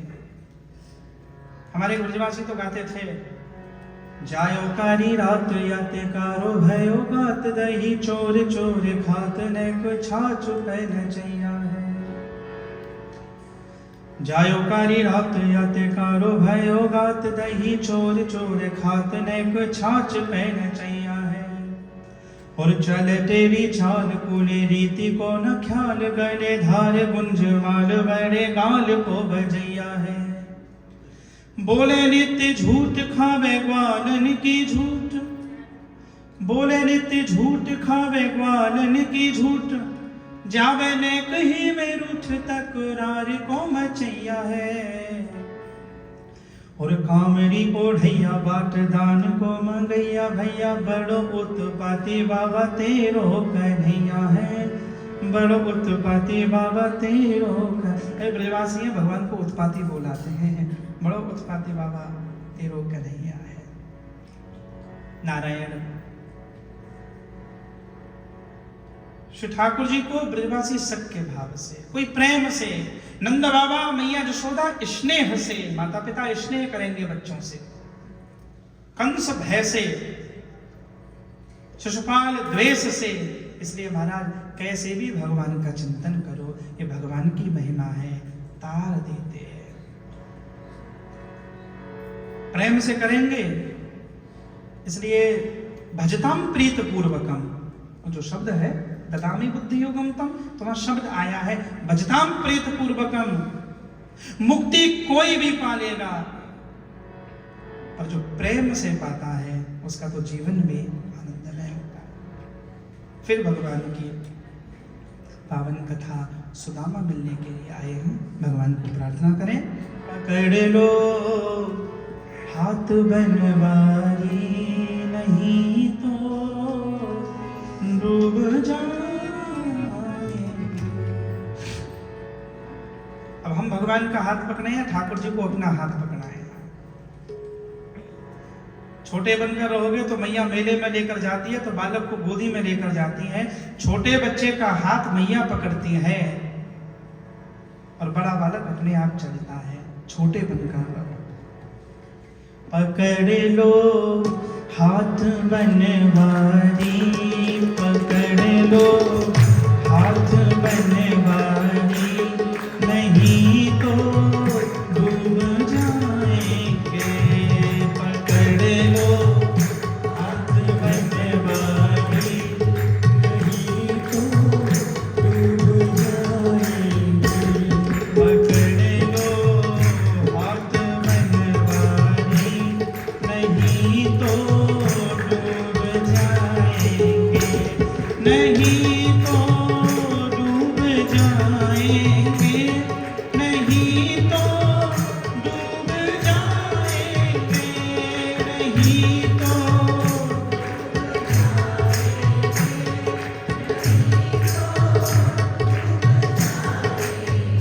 हमारा कुछ न बिगड़ेगा, तुम्हारी लाज जाएगी। हमारा कुछ न बिगड़ेगा, तुम्हारी लाज जाएगी। पकड़ लो हाथ बनवारी, नहीं तो डूब जा। धरी है पाप की गठरी,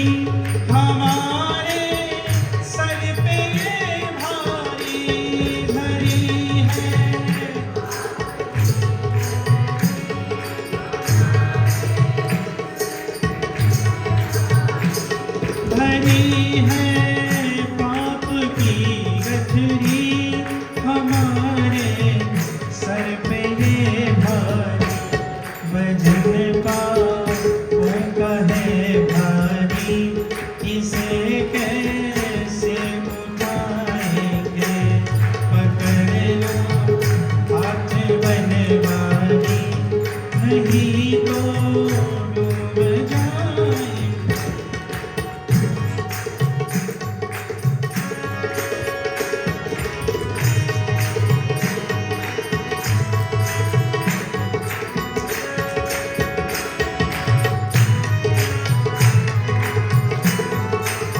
भाव से ताली बजाते हुए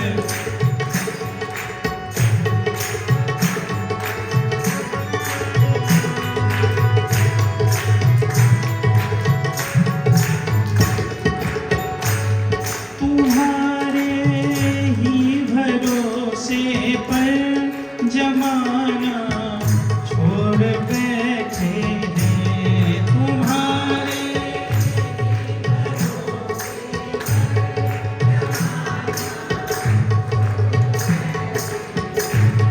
तुम्हारे ही भरोसे पर जमाना छोड़ बैठे हैं।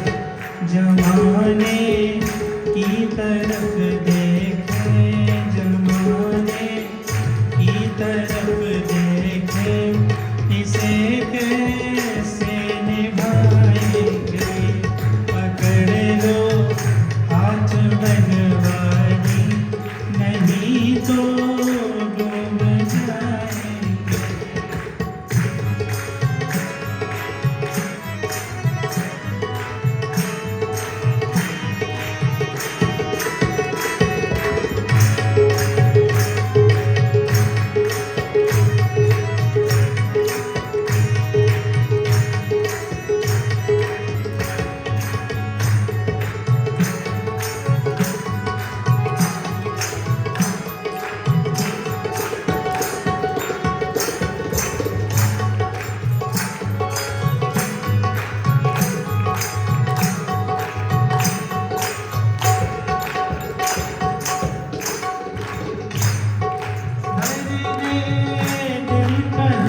किससे सहारा कोई ना मेरा,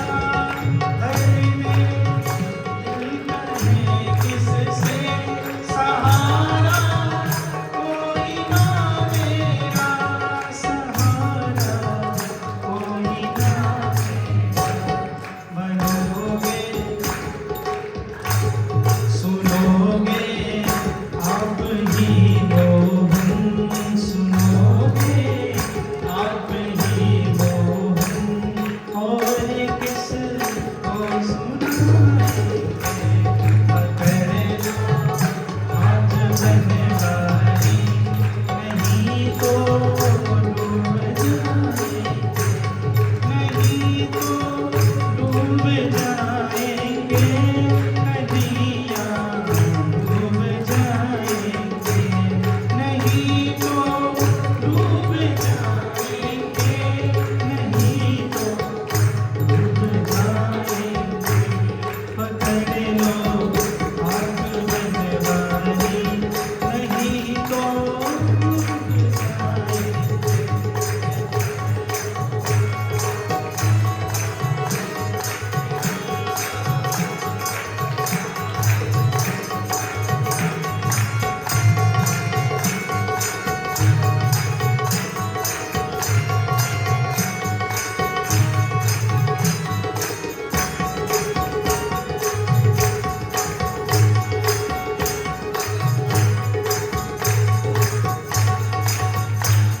फंसी है भंवर में नैया, प्रभु अब डूब जाएगी। फंसी है भंवर में नैया,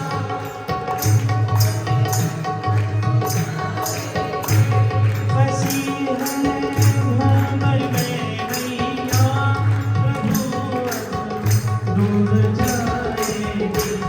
हे मैया आप बन जाओ, हे मैया आप बन जाओ, तो मेरा पार हो जाए। हे मैया आप बन जाओ, तो मेरा पार हो जाए।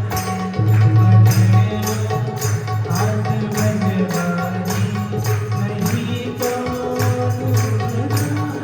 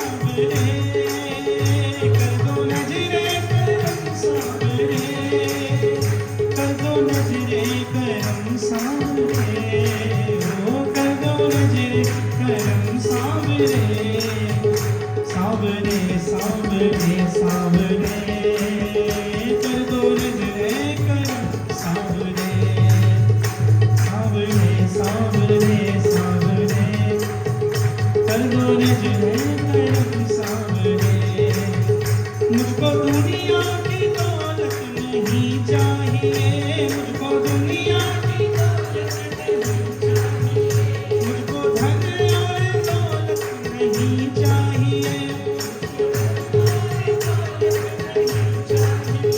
मुझे चाहिए कर दो नजरे करम सावरे, कर दो नजरे करम सावरे,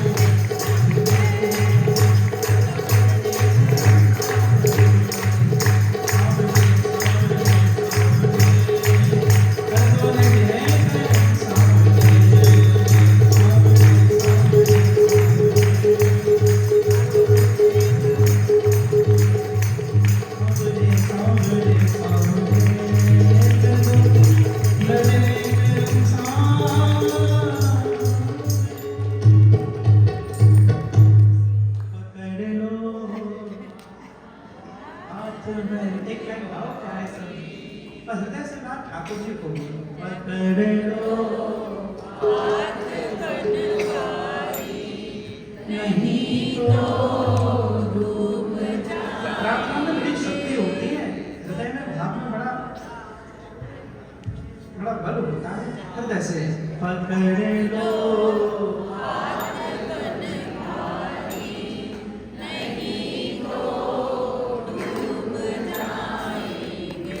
नहीं तो डूब जाएंगे, नहीं तो डूब जाएंगे, नहीं तो डूब जाएंगे। हमारा कुछ न बिगड़ेगा, तुम्हारी लाज जाएगी। गाना आता तो है पर गाते नहीं। हमारा कुछ न बिगड़ेगा, हमारी लाज जाएगी। कृष्ण कन्हैया लाल की जय, गोवर्धन नाथ की जय, जय जय बैकुंठ जाओगे सब पक्का? नहीं वहाँ भी कथा ही करेंगे।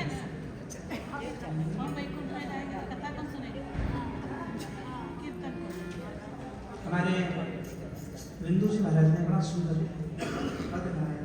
मुझसे अधम अधीन उबारे न जाएंगे, मुझसे अधम अधीन उबारे न जाएंगे, तो आप दीन बंधु पुकारे न जाएंगे, मुझसे अधम अधीन उबारे न जाएंगे, तो आप दीन बंधु पुकारे न जाएंगे। जो बिक चुके हैं और खरीदा है आपने, जो बिक चुके हैं और खरीदा है आपने,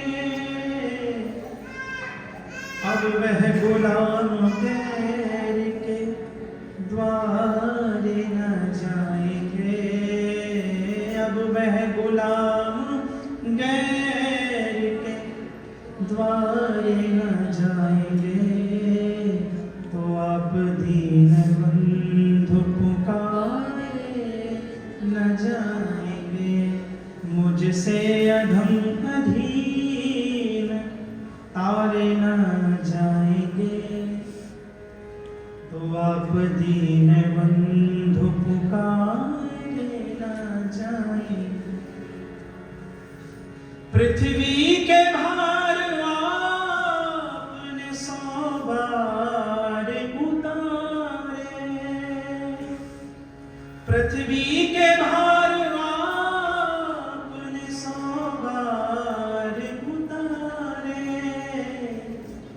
क्या मेरे पाप भार उतारे न जाएंगे, क्या मेरे पाप उतारे न जाएंगे, तो आप दीन बंधु पुकारे न जाएंगे, मुझसे अधम अधीन तारे न जाएंगे, तो आप दीन बंधु पुकारे। और खामोश हूँगा अगर जो आप ये कह दो। भगवान को कहते प्रभु हम तो इस भरोसे आ गए, जब अजामिल तर गया, जब गणिका तर गई, जब ब्याग तर गया, जब तुम्हें दूध जहर पिलाने वाली पूतना तर गई, जब सप्तासुर तरा, तृणावत तरा, गणिका वैश्या तर गई, तब हमें भी लगा हम भी डर जाएंगे। तो पतित हो, हम पतित बाबा हैं। इतने लोगों को तार दिया, तब हमें भरोसा आया, हमारा भी नंबर आएगा। फिर भी तुम्हें अगर लगता है खामोश हूँ अगर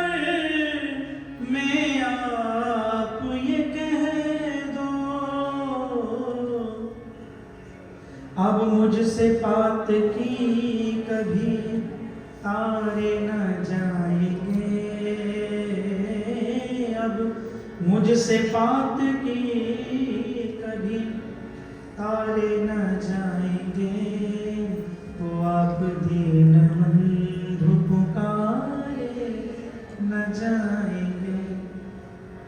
मुझसे अधम अधीन कर तारे न जाएंगे, तो आप दीन बंधु पुकारे न जाएंगे। तब तक न चरण आपके संतोष पाएंगे, तब तक न चरण आपके संतोष पाएंगे। द्रव्य बिंदु में जब तक ये पखारे न जाएंगे, द्रव्य बिंदु में जब तक ये पखारे न जाएंगे, तो आप दीन बंधु पुकारे न जाएंगे। मुझसे अधम अधीन कर तारे न जाएंगे, तो आप दीन बंधु पुकारे न। जो बिक चुके हैं और खरीदा है आपने, जो बिक चुके हैं और खरीदा है आपने, अब वह गुलाम गैर के द्वारे न जाएंगे, अब वह गुलाम गैर के द्वारे न जाएंगे, तो आप दीन बंधु पुकारे न जाएंगे। मुझसे अधम अधीन। बिंदु जी महाराज ने बहुत सुंदर पद लिखे हैं ठाकुर जी के साथ। एक जगह एक पद में और लिखते हैं, यूं अगर आप मोहन मुकर जाएंगे, यूं अगर आप मोहन मुकर जाएंगे, तो भला हमसे पापी किधर जाएंगे, तो भला हमसे पापी किधर जाएंगे। यूं अगर आप मोहन मुकर जाएंगे,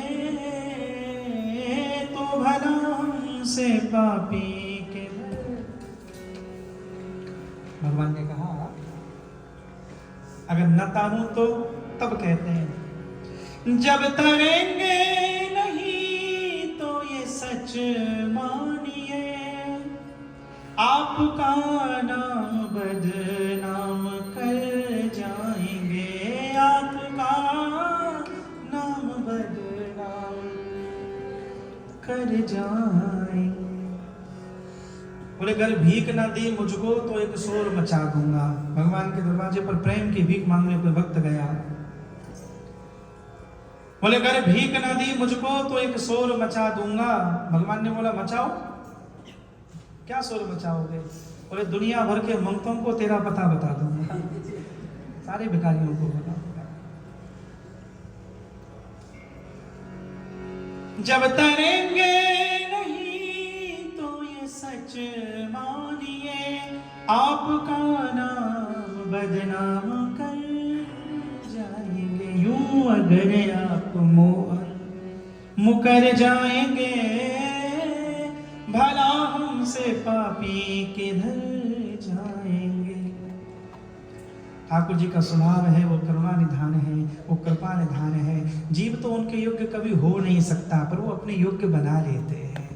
अवतरण का अर्थ ही यही है, जीव नहीं पहुंच सकता तो ठाकुर जी जीव तक आ जाते हैं। अपने परम भक्त श्री सुदामा जी पर ठाकुर जी ने कृपा की है। कृष्णस्यासी सखा कश्चित् ब्राह्मणो ब्रह्मवित्तमः विरक्त इंद्रियार्थेषु प्रशांतात्मा जितेन्द्रियः। भगवान के बचपन के सखा, जीवन में वस्तुओं का अभाव हुआ था, गरीब नहीं हुए थे सुदामा। हर भजन लिखने वाले, पद लिखने वाले के अपने भाव होते हैं, भाव लिखते हैं। तो जिन्होंने भी ये भजन बनाया उसमें पवित्र भाव से बनाया होगा, लेकिन बहुत बार लगता है जब हम ये गाते हैं तब सुदामा कहते हैं कि भटकते भटकते न जाने कहाँ से, कह दो सखा बदनसीब आ गया है। भगवान का भक्त बदनसीब तो नहीं हो पाता है, गरीब भी नहीं है। दरिद्र यस्तु संतुष्टो कृपः योजितेन्द्रियः। भागवत जी कहती हैं दुनिया का सबसे बड़ा दरिद्र वो है जिसको संतोष नहीं है, जो असंतोषी है, जो अतृप्त है। जो संतोषी है ना, उससे बड़ा कोई धनी नहीं है। और जब आवे संतोष धन, सब धन धूल समाए। एक लेवल ऑफ सेटिस्फैक्शन तो रहे। कर्म करते करते अपनी जिंदगी के प्रति कृतज्ञ भाव में जियो, पूर्णत्व भाव में जियो। मुझे जो मिला, अब एक बात जरूर ध्यान रखना कि यहाँ इच्छा के अनुरूप नहीं मिलता धरती पर, क्षमता के अनुरूप मिलता है। तुम्हारी क्षमता कितनी है। गंगा जी के किनारे जब हम हरिद्वार में गंगा जी का जल लेते हैं ना, तो अपनी अपनी कट्टियां होती हैं, तो गंगा तो इतनी है सारी थोड़ी आ जाएगी। तुम्हारा पात्र कितना बड़ा है, उतनी गंगा घर में लाओगे। हमारी इच्छा कितनी है उतना नहीं मिलता, हमारी क्षमता कितनी है। प्रकृति क्षमताओं के अनुरूप देती है, कितना संभाल पाओगे। जो प्राप्त है वो पर्याप्त है। प्रसन्न रहो, आनंद में रहो। हमें जो प्राप्त हुआ, करोड़ों लोगों को वो भी प्राप्त नहीं है, उसके लिए धन्यवाद दो। और जो नहीं मिला उसके लिए वर्तमान को नहीं गंवाना चाहिए। मैं कई बार कहा करता हूं भविष्य कभी नहीं आता, वो आता हुआ प्रतीत होता है। रोज हंसते हुए कहती है मुझसे ये जिंदगी सिर्फ एक ख्वाहिश की खातिर मुझे बर्बाद ना कर, इसे जिए। मन ख्वाहिशों में उलझा रहा, मन ख्वाहिशों में उलझा रहा। जिंदगी हमें जीकर चली गई, जिंदगी जा रही है, उसका आनंद उठाओ। सुदामा परम संतोषी हैं, फिर भी पत्नी ने कहा कि द्वारिका जाओ, तब कहा जाऊंगा लेकिन मांग नहीं सकता। अयम ही परमो लाभो उत्तम श्लोक दर्शनम। 4 जगह के 4 मुट्ठी चावल लेकर भक्त सुदामा भगवान के पास गए। फिर श्री ठाकुर जी को पता चला, द्वार पर दौड़े दौड़े सुदामा को गले लगाया, निज सिंहासन पर बिठाया। देख सुदामा की दीन दशा, करुणा करके करुणा निधि रोए। पानी परात को हाथ छुओ नहीं, नैनन के जल सो पग धोए। भगवान ने दीर्घ बिंदु से अभिषेक किया और फिर वो चावल लेकर, 1 मुट्ठी चावल लेकर सर्वस्व सुदामा को दिया। दूसरी मुट्ठी देने लगे तो रुक्मणी जी ने रोक दिया। फिर भगवान ने सुदामा जी के ऊपर कृपा की, रोते रोते गए।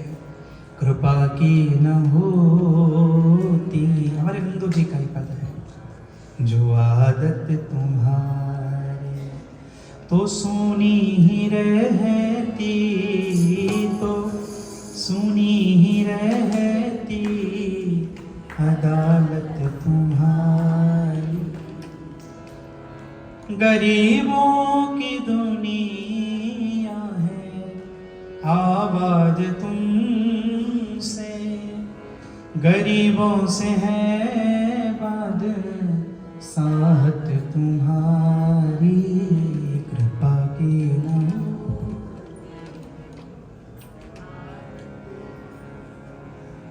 गरीबों के दिल, गरीबों के दिल में जगह तुम न पाते, तो किस दिल में होती हिफाजत तुम्हारी। कृपा की न तुम्हारी ही उल्फत के दृग बिंदु हैं ये, तुम्हें सौंपते हैं अमानत तुम्हारी। कृपा की न हो। रोते रोते गए सुदामा, मंदिर देख डरे। यहाँ तो हती मेरी छोटी सी झोपड़िया, कंचन महल खड़े, फिर सब महल खड़े हो गए। इस प्रकार भगवान ने भक्त मित्र सुदामा पर कृपा की। जो मांगता है मैं उसे कुछ देता हूँ, जो नहीं मांगता उसे सब कुछ देता हूँ। कुरुक्षेत्र में फिर भगवान का एक बार ब्रजवासियों के साथ मिलन हुआ है, अपने परिवार के लोगों के साथ। वह कथा फिर 125 वर्ष की लीला भगवान को पूर्ण होने को आई। भगवान के यदुवंश को शाप लग गया, सांब को शाप मिला, ऋषियों का मजाक उड़ाया। तब कहा ना पुत्र न पुत्री मूसल पैदा होगा, समुद्र में और फिकवाया, चूर्ण बनवा के सरकंडे पैदा हुए। 125 वर्ष की लीला, समय आ गया, फिर भगवान जाने की तैयारी करते हैं। उद्धव जी आए, उद्धव जी ने आकर फिर भगवान को कहा मैं भी चलूंगा। भगवान ने कहा मेरे जाने के बाद जगत को मार्ग दिखाना, मैं कलयुग में कैसे रहूंगा। तो दत्त भगवान का प्रसंग सुनाया है, दत्तात्रेय महाराज और महाराज यदु का संवाद है। उन्होंने 24 गुरुओं का आश्रय किया। दीक्षा गुरु एक होता है, होना भी चाहिए, एक गुरु, एक मंत्र, एक माला, एक परंपरा, लेकिन इसमें एक हठाग्रह पूर्वाग्रह भी नहीं होना चाहिए। मैं 2 बातें कह रहा हूँ, आज थोड़ा समय की सीमा है तो थोड़ा जल्दी में मैं एक पर्ची रखी है, उल्टी रखी है, पर मैं यहीं से पढ़ पा रहा हूँ। उल्टी है पर मैं पढ़ रहा हूँ, ब्रजवासी उल्टी भी पढ़ लेते हैं। उसमें लिखा है, कल थोड़ा लेट हो गए तो कोई कार्यक्रम था, तो उनको हमारा धर्म भी है कि किसी का कुछ कार्यक्रम है तो प्रभावित ना हो। क्या कह रहे थे? जिनको गुरु नहीं है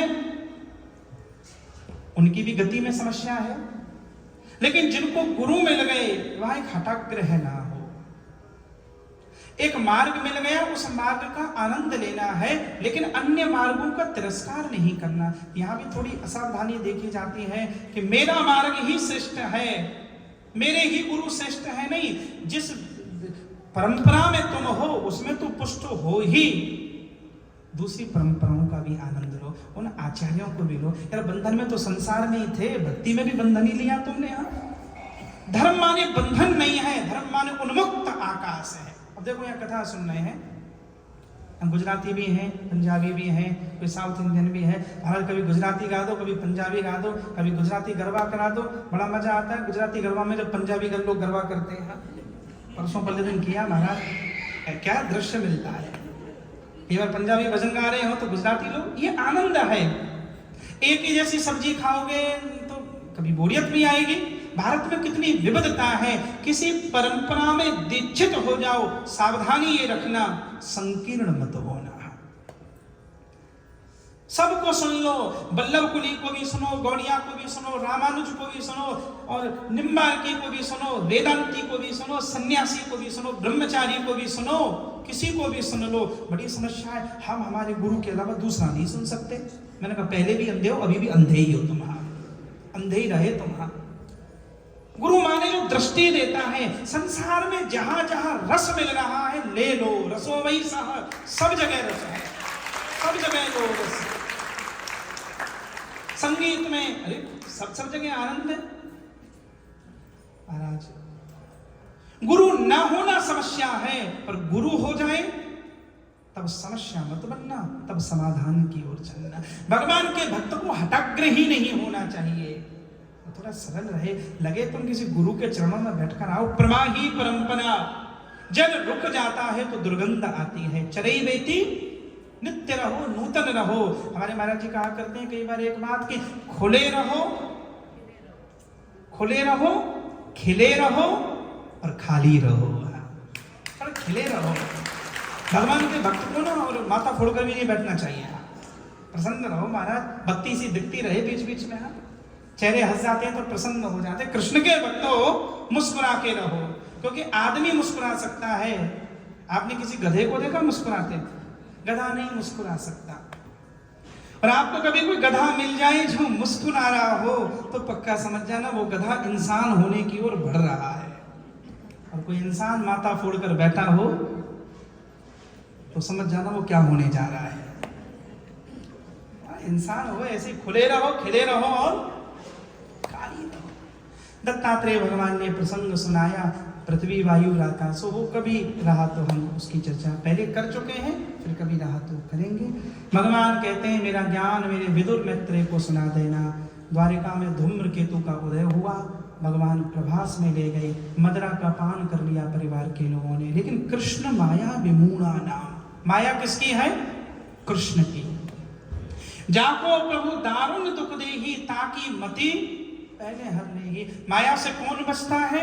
दैवी वैसा गुणमयी मम माया दुरत्यया मामे ये प्रपद्यन्ते माया मेताम तरन्ते।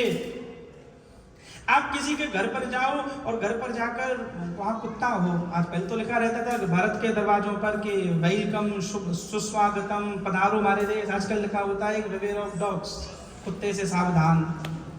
बाद में पता चलता है रहता कौन है भीतर, तो लिखा होता है सावधान। आप किसी घर पर जाओ और आपको कुत्ता भौंकने लग जाए, और कुत्ते भी ऐसे होते पता ही नहीं चलता मुंह के धारे। यहाँ पे एक की तो आंखें ही नहीं दिखी महाराज, बड़े बड़े विचित्र कुत्ते यहाँ। और आपको कुत्ता भौंकने लग जाए तो कुत्ते से बहस नहीं करनी चाहिए, तो क्या करना चाहिए? वहीं खड़े होकर मकान के ऑनर को आवाज लगाओ, आपका मित्र हो जो भी हो, उसे आवाज लगाओ, फिर वो नीचे आएगा, फिर वो टिम्मी टामी सोमी जो भी बोले, सबके नाम होते हैं, फिर वो नाम लेगा, फिर वही कुत्ता जो भौंक रहा था वो कान नीचे करेगा, पूंछ इधर उधर करेगा, सूंघने जरूर आएगा। हमें तो सूंघने को डर लगे आवे महाराज, खाना जाए कहीं महाराज, इनका तो सूंघना, वो सूंघेगा। थोड़ी देर पहले जो आंख दिखा रहा था, अब जब उसका मालिक आ गया तब डाउन हो गया। माया जब सताए ना तो माया के मालिक को आवाज लगा, तब ठाकुर विकार सताए तब जगत के मालिक को पुकारो, हे ठाकुर तू रक्षा कर, वो करेंगे। दैवी हयसा गुणमयी मम माया दुरत्यया मामेव ये प्रपद्यन्ते माया मेताम तरन्ते। मेरी कृपा के बिना कोई माया से मुक्त नहीं हो सकता, गीता में भगवत वाणी है ठाकुर जी। भगवान के परिवार के लोगों ने मदरा पी ली और फिर आपस में लड़े। बलराम जी ने समझाया, गांधारी का श्राप काम कर रहा था, लड़ लड़ के मर गए, कुछ को बलराम जी ने मारा। फिर भगवान चतुर्भुज रूप में बैठे थे, लेटे थे जंगल में। भगवान के पैर को मृग का पैर समझ के जरा नाम के बहेगे ने बाण मारा। और फिर जिसका जन्म होता है उसकी मृत्यु जरूर होती है, लेकिन उनका जन्म नहीं होता, जन्म हमारा होता है, उसका अवतरण होता है। जन्म में पतन है, अवतरण में संकल्प है। जन्मना मरना हमारे हाथ में नहीं है, अवतरण संकल्प है। मैं कब आऊंगा, कब जाऊंगा। फिर चले गए। अब की बार अपनी ज्योति लेकर नहीं गए, श्रीमद् भागवत में विराजमान कर गए। तिरोधाय प्रविष्टो यम, भागवत क्या है? ये तेरे यम वांगमयी मूर्ति प्रत्यक्षा वर्तते हरे, भगवान की वांगमयी प्रतिमूर्ति। तो सही बात यह है, 7 दिन जब कथा होती है ऐसा ही लगता है कि कृष्ण आकर हमारी चेतना में समा गया है, कृष्ण आकर बैठ जाते हैं। भागवत तो कृष्ण में ही करती है, ये प्रेम पुरुषार्थ है। भगवान गए, भगवान के जाते ही कलयुग प्रारंभ, बलराम जी भी सर्प का रूप बनाकर समुद्र में, फिर 7 दिन बाद द्वारिका समुद्र में डूबी। सुखदेव जी कहते हैं राजन मैं भी अब विदा लूंगा।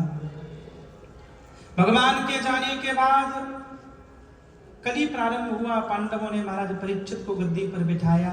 फिर राजन परीक्षित तुमने संत का अपराध किया, शापित हुए, मेरी शरण में आए, भागवत सुनी और मैं भी मेरी कथा विराम करता हूँ। जाने से पहले 2 प्रश्न किए हैं बस, एक प्रश्न उत्तर 2 है।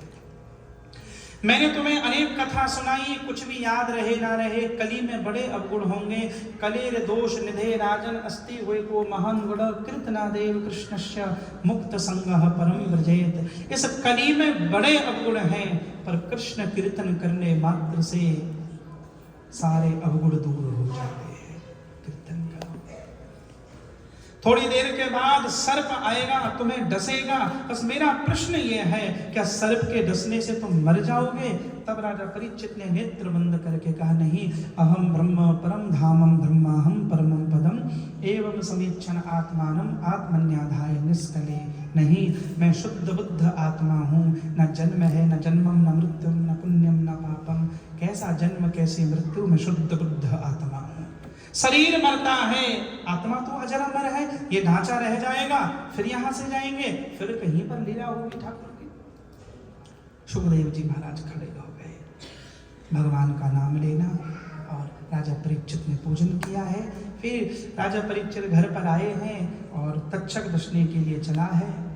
मार्ग में एक ब्राह्मण मिले, फिर ब्राह्मण ने प्रार्थना करके और पूरी तक्षक ने ब्राह्मण को लौटाया। महाराज परीक्षित की देह तो छूटनी शेष थी, ब्रह्म को प्राप्त हो गए। उनके पुत्र जन्मे, जने यज्ञ करके अनेकानेक सर्पों की आहुति दी आस्तिक ऋषि ने, और सब ने आकर फिर उनको यज्ञ वैदिक विधि से पूर्ण कराया। हम विगत 7 दिवस से पावन कथा हिंदू सभा मंदिर में श्रवण कर रहे हैं। श्री सूत जी महाराज ने सौनकादिक ऋषियों को यह पावन कथा सुनाई। भगवान की बड़ी मंगलमयी कृपा, कथा कभी पूर्ण नहीं होती, हरि अनंत हरि कथा अनंत। फिर भी ग्रंथ की एक मर्यादा है, ग्रंथ का विश्राम होता है। हम आज इस कथा को यहाँ मंगल विश्राम कर रहे हैं। 7 दिन आप सब ने बहुत आनंद से कथा सुनी। मैं सबसे पहले तो मंदिर की समस्त मैनेजिंग कमेटी को, सारे ट्रस्टियों को इस कथा के सुंदर दिव्य भव्य आयोजन के लिए बधाई देता हूँ। आप सब भी तालियां बजाकर मंदिर के हमारे समस्त ट्रस्टियों का, और हमारे अश्विन भाई उपस्थित हैं, तो आप सबको मैं धन्यवाद देता हूँ।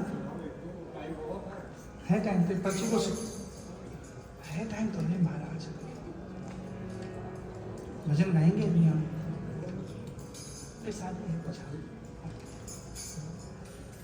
सबको, हमारे सारे मंदिर के आचार्य जनों को इस कथा में आप सबका प्रेम स्नेह रहा।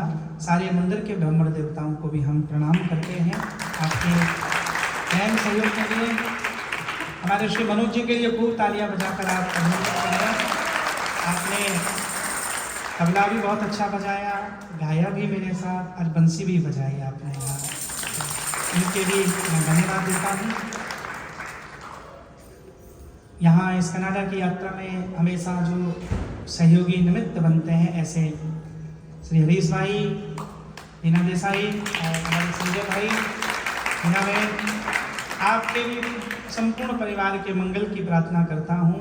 आपके कारण मैं यहाँ विगत 7-8 वर्षों से आ पाता हूँ। कथा में ठाकुर जी के चरणों में आपकी खूब प्रीति ऐसे ही बनी रहे।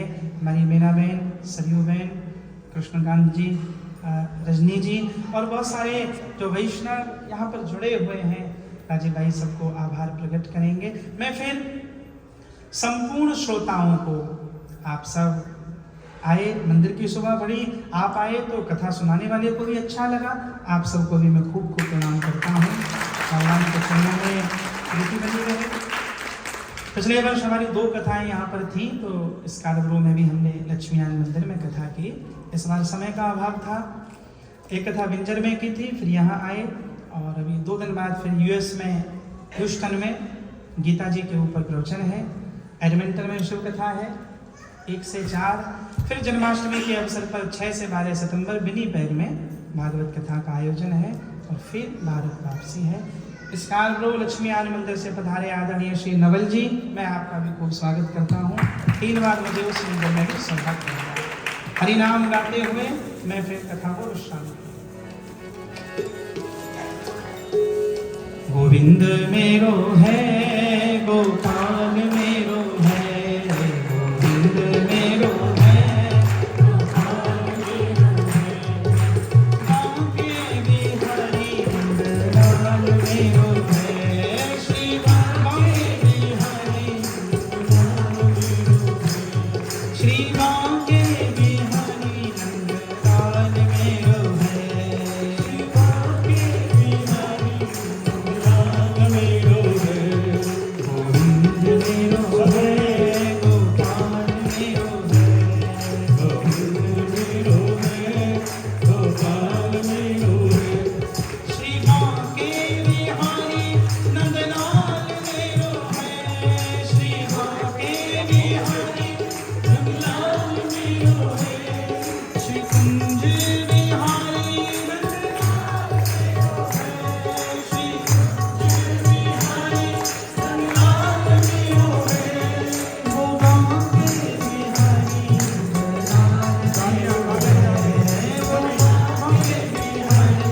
सब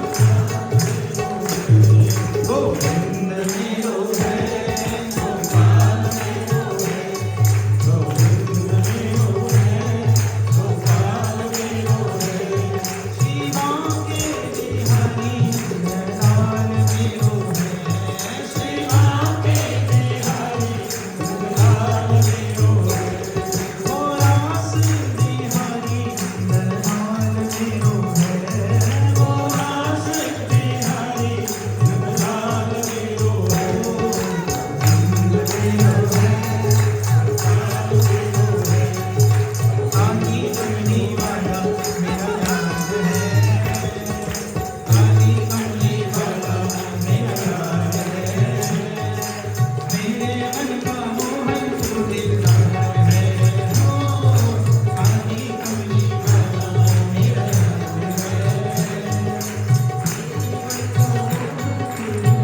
वो मेरा यार है मेरा दिलदार है वो मेरा यार है मेरा दिलदार है ओ काली कमली वाला मेरा यार है मेरे मन का मोहन तू दिलदार है मनमोहन में तेरा दीवाना गाँव बस अब यही तराना गाँव बस अब यही तराना गाँव बस अब यही तराना शाम सलोनी तू मेरा जितवार है शाम सलोनी तू मेरा जितवार है मेरे मन का मोहन तू दिलदार है हो काली कमली वाला मेरा यार है मेरे मन का मोहन तू दिलदार है तू मेरा मैं तेरा प्यारी ये जीवन अब तेरे सहारे ये जीवन अब तेरे सहारे ये जीवन अब तेरे सहारे तू मेरा मैं तेरा प्यारे ये जीवन अब तेरे सहारे ये जीवन अब तेरे सहारे ये जीवन अब